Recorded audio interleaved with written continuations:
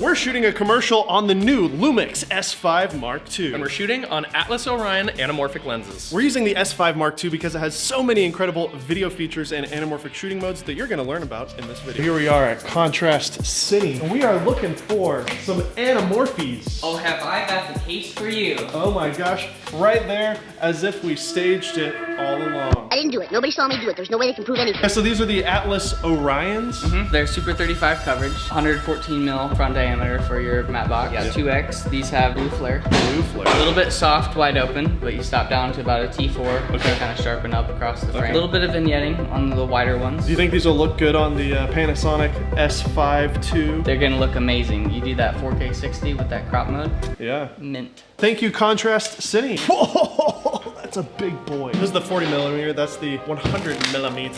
That's right. And it's a big boy. Not your mother's. Why don't you just jam? I'm gonna kind of walk around filming.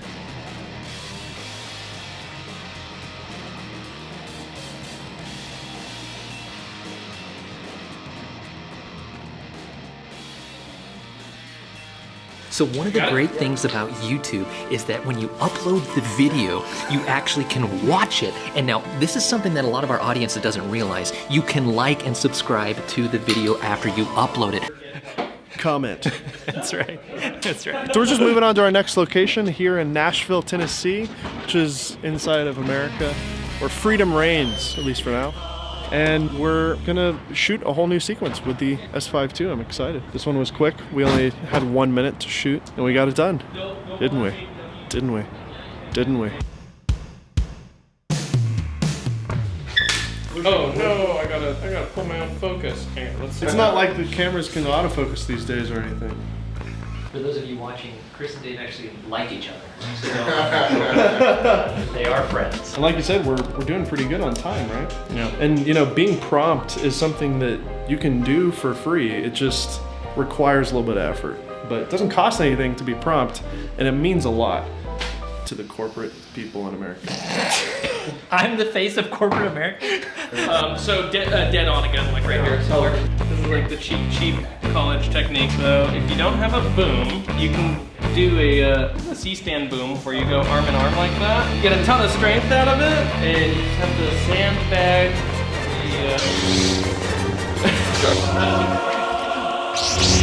the. On a scale of 1 to 10, how safe is this, Chris? It's like a 7. Are you noticing the stabilization as you Yeah. handled it? Yeah. Does it feel good? Yeah. Cut.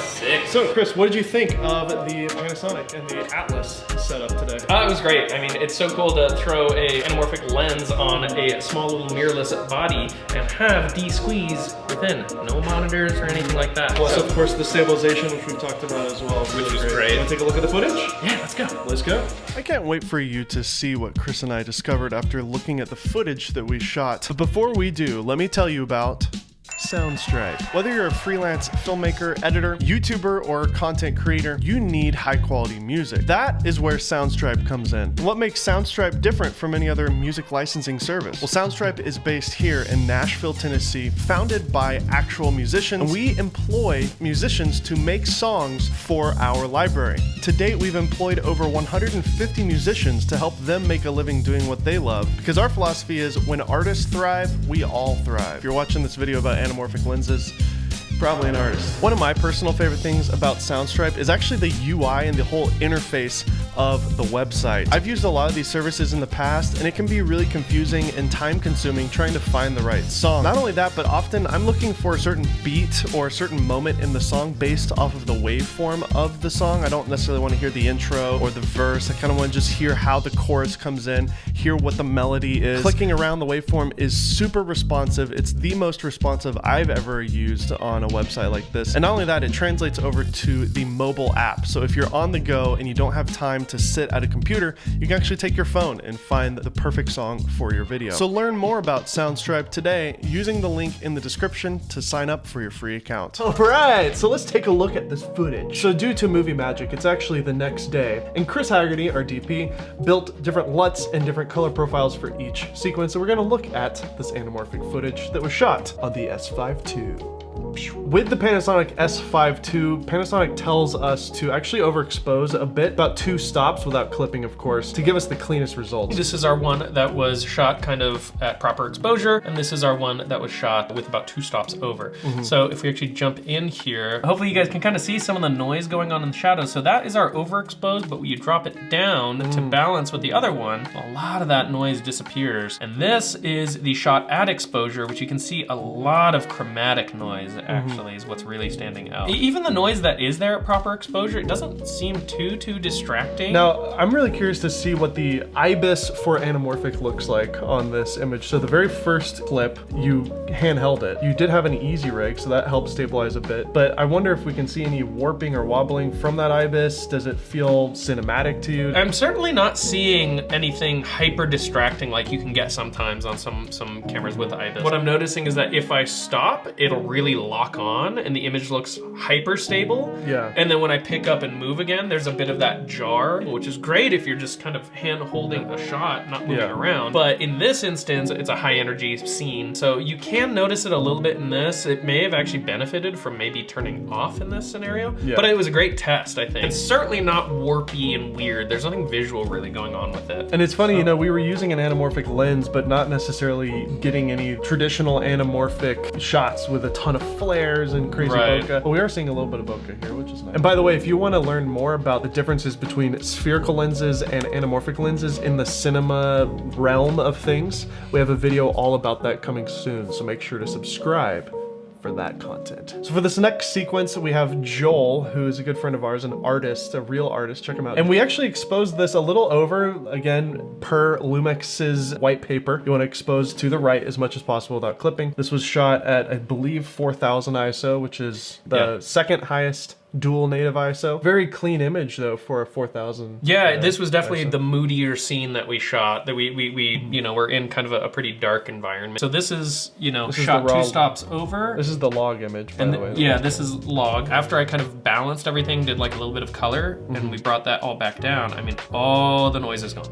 All it's just of it. so clean. You know, it's super. So let's move on to this this sequence here with Julia. This was a really vibey, cool. Yeah, I really like here. this. I love the sequence. Lighting and everything. Again, all that noise is gone. I mean, I don't see any. If we turn that off, you can kind of see a little bit. Might be a little out of focus here, but so there is some noise there. But as soon as you drop all that, it's just gone. It's disappeared. So, and we're not even applying any noise reduction. No noise reduction. We'll link below the emotive color LUT, which I highly recommend. It's one of the best Panasonic to Alexa conversion LUT packs you can get. Highly recommend it. Talking about dynamic range here, like this almost looks blown out. This like window we have here, but once you drop it all, look at all the detail that kind of comes back. It kind of goes to show that while it can kind of look a little scary on set to overexpose by those 2 shots, look how much you're able to recover. And we didn't even do a specific recover. We didn't target the, you know, high highs of the scene and drop those down specifically or anything like that. This was just dragging down our balance. Kind of looks like her face is overexposed too. Yeah. When you go back to the original. Yep. Like right here, it looks like it's clipping, but it's totally not. And the colors look great, by the way, too. And it's super malleable. You were talking about that as you were playing with it. How did you feel the image kind of held up as you started manipulating things? Yeah, I mean, I was able to do a lot with it. I mean, there's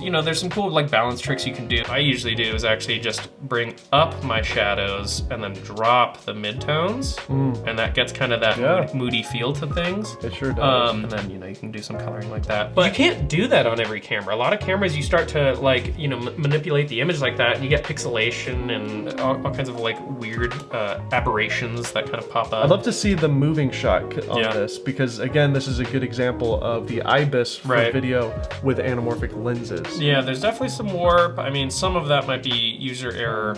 Obviously, like we were saying, trying to pull focus with a cinema lens with my bare hands was not ideal. Like, here's a great little moment to look at. That feels really smooth. There's not a lot of like warpy jumpiness going on. There's a little bit of that. It's certainly not as much as I've seen on some other cameras. The main issue when you're using a small hybrid camera like this, especially with such a massive lens, is the camera itself weighs nothing. So any little micro movement or jitter that you create with your hands is baked into the footage. IBIS doesn't make gimbals obsolete. You still need a gimbal if you want a gimbal shot, But what I feel like it does is it does kind of replace a traditional shoulder rig in a lot of cases, because it just gets those kind of micro jitters out. This stabilization mode is just the E stabilization with the anamorphic setting, and that gives us a nice floaty feel. But if you want to basically simulate a tripod, Boost IS does that. So you can just hold the camera and it just locks it off completely. Yeah. But if you start moving, it's going to look really weird because it's like, it's thinking that you're standing still. Moment of truth, everybody. Chris Haggerty, would you feel comfortable using this camera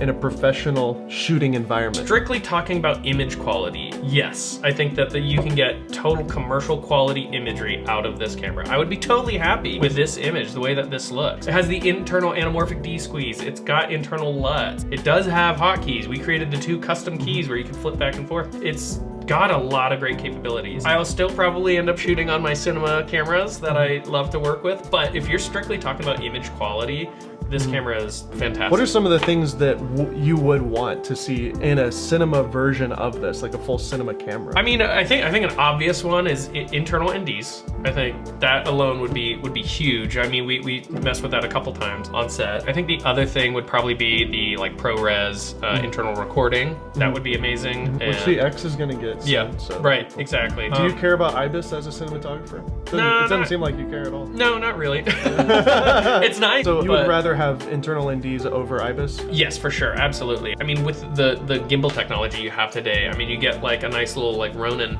on something this small. You can get the same shots. To me, it's like, I think like building out your image quality and capabilities there, like raw recording, ProRes, having internal NDs, stuff like that, I think goes a really, really long way, because then you throw that camera on a Ronin, you're unstoppable. And to be fair, like a Ronin is gonna give you a better, smoother option than IBIS will ever give you. Yeah. Because IBIS, again, isn't supposed to replace a gimbal. It just kind of assists with those micro jitters. Yeah.